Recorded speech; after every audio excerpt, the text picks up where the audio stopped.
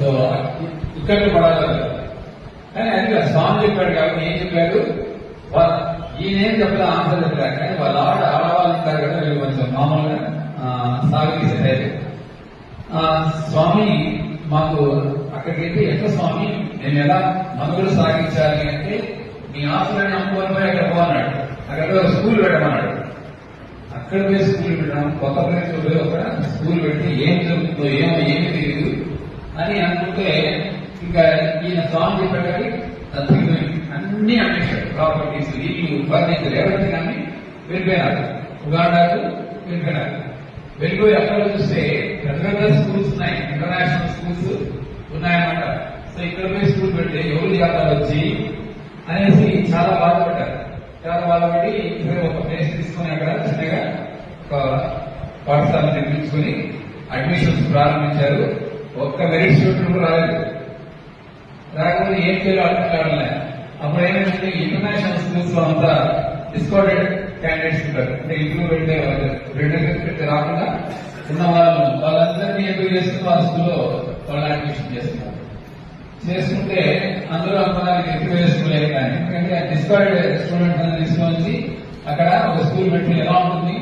కానీ within 5 years ఏమైనారు, వాళ్ళు ఉగాండాలో top most school కి వచ్చేసినారు.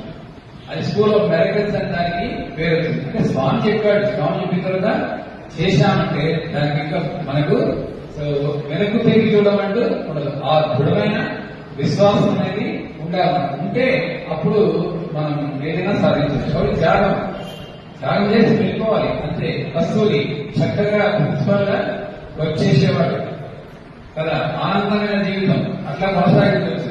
ఇంకా ప్రైవేట్ గా ఎక్కడన్నా ప్రిన్సిపల్ గా ఆయన ఆఫర్ వచ్చిందే. కానీ స్వామి చెప్పాడు మన దగ్గర అన్నాడు, రిటైర్ అయిన తర్వాత అప్పుడే వస్తా అన్నాడు. సర్వీస్ ఉన్నప్పుడే కస్తూరి నేను వస్తానంటే అవసరం లేదు, అది కూడా భగవంతుడి సర్వీసే, నువ్వు రిటైర్ అయిన తర్వాత నా దగ్గర అని చెప్పి నా వైఖరి ఆస్తులు అన్నాడు. అప్పటికి ఈయనకి స్వామి అంటే అసలు ఏ విధమైన ఆయనకి భక్తి లేదు, విశ్వాసం లేదు. ఎందుకంటే ఈ సాయి అనే పేరు కన్నడలో చాలా చచ్చిపోయిన వాడికి లెక్క. ఇదేంటి పేరు ఆయన, ఇలాంటి పేరు పెట్టుకున్నవాడు ఇదేంటి భగవంతుడు అని ఆయన విశ్లేషించేవాడు మొదట్లో చాలా.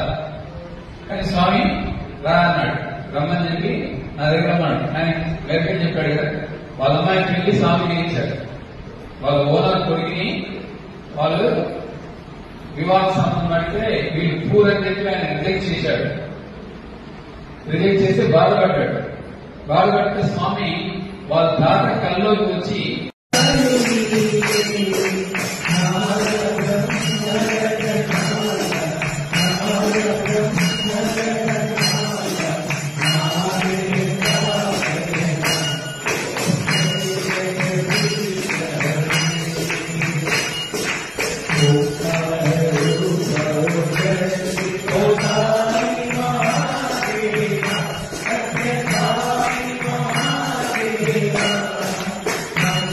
Jai